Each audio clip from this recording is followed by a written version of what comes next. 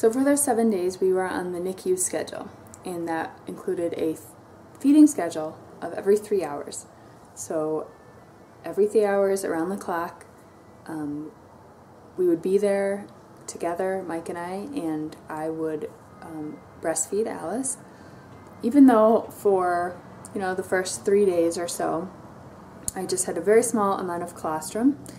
That did cause a bit of a conflict with some of the nurses. There were a couple nurses that we had conflicts with because how they were used to doing things was not necessarily supportive of breastfeeding, and they had this arbitrary measurement for babies needing to eat at least 60 cc's of formula or breast milk at every feeding, and obviously I wasn't producing that, and her being 2 days old, there's no way she could have eaten that amount every 3 hours, but that's how they do things.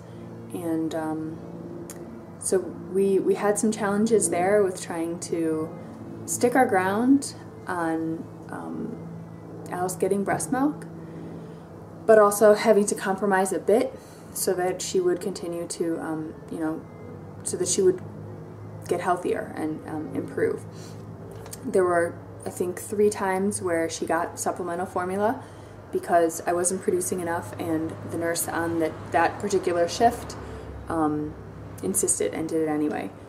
And we also chose to do IV fluids instead of formula. That was our compromise, so that we would stick with breast milk. I was concerned about nipple confusion, so we decided to do, since she already had an IV, to do IV fluids because she had shown signs of her kidneys not processing enough fluids. So I didn't want her to be dehydrated, but I also didn't want her to develop the nipple confusion. So anyway, moral of that story is that we had to keep going up the chain to get the answers that we wanted, and that's a piece of advice I'd pass along.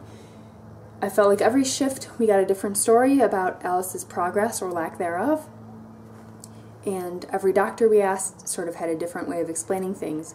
So we just kept asking to see a higher level person until we were dealing with the medical director of the nursery. And she ended up being wonderful, and that way we had a consistent, point person. So if we heard from a nurse something that was confusing to us or something that we didn't quite think was right, we would double check with the medical director the next time that we saw her. And that was really, really helpful, and just feeling like we knew what was going on and we had to fight for it. But as parents, you have to fight for that because you deserve to know everything that's going on with your child. It took us a couple of days to sort of be confident in that, but I think it's super important. So for the first 3 days, I was still in the hospital as well, and getting up to feed Alice every three hours at least. I was spending as much time as I could with her anyway, but we were dealing with just physical exhaustion, my postpartum physical healing as well, and just like the emotional rawness of what we were going through. And it was just really hard. After the 3rd day, I was discharged, so we had to come home. And then from that point, we spent every day with her from the 7:30 a.m. feeding to the 10:30 p.m. feeding with her. And then she got 2 or 3 feedings at night while we weren't there. And I was pumping to be able to provide for those nighttime feedings. The third and most important thing that happened for us was that we worked with a lactation consultant from the first opportunity. I knew that was something I wanted to do anyways because I was really committed to breastfeeding, and even if everything had been normal, my plan was to ask to speak to a lactation consultant while we were there at the hospital. Given everything that happened, this only was so much more important, and I really feel like I have no idea what kind of breastfeeding success we would have had if we hadn't worked with one person in particular. There were actually 2 that worked different shifts, but one in particular was just so wonderful with us. If nothing else, she gave us so much validation. Like I said, we did have conflicts with a couple of nurses that just maybe they just didn't believe in breastfeeding as much, or it was just more inconvenient for them to deal with. But having the lactation consultant's expertise sort of behind us made it so much easier to deal with those nurses. She helped me with the pumping. We had access to a hospital pump.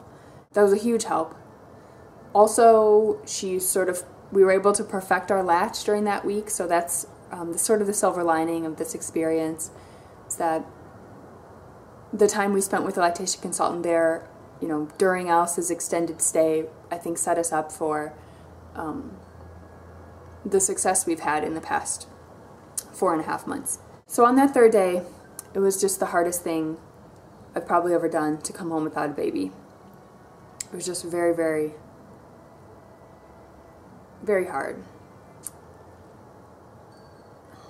Our marriage was strengthened so much by this experience.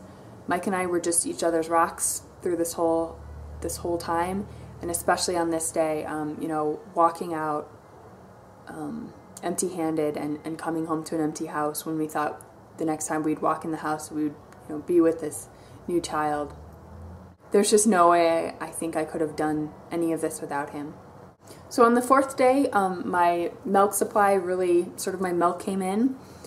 So I had to worry less and sort of argue less with nurses about, how much Alice was eating, because we were weighing her before and after each feeding, so I was able to sort of prove that, she was getting something, and my supply was better, so I was able to provide what she needed for the nighttime feedings. And just things from this point really started to get better. On the fifth day, she was continuing to show signs of improvement. We were feeling more confident. And on the sixth day, we decided to go ahead and do a lumbar puncture, which was the only way to rule out meningitis, so that we knew that she would be able to come home on the seventh day. If the results had come back positive for meningitis, she would have needed to stay an extra 2 weeks. And we just really felt like we needed to know if that was going to happen or not. We also didn't want to risk any possible complications if she did have meningitis. It was seeming like she was responding to the antibiotics, but there was a chance that she could have the meningitis, we could bring her home, and then she would get worse, and we'd bring her back a few days later. And we just didn't want to take any of the risks that would come along with that. So, on the night of the sixth day, she did have the spinal tap, which sounds really scary, but it really wasn't as bad as we thought it would be. And on the seventh day, when Alice was a week old, we brought her home. It was the following day was Independence Day here, 4th of July. So it was perfect. Through this whole thing, I've been so amazed by Alice. Just that she's been so resilient. That we were able to bond so well despite all this and despite the separation in our first week. It was the last thing I could have wanted, I could have imagined, but overall she just came through it so strong. We're just so thankful to everyone who helped us during that time. Our moms were both here and sort of kept the house running and cooked for us when we would get home so late at night and supported us that way. And we've just come through it as a family with so much love, and just, I think we're so much stronger and we have things in a different perspective than we would have.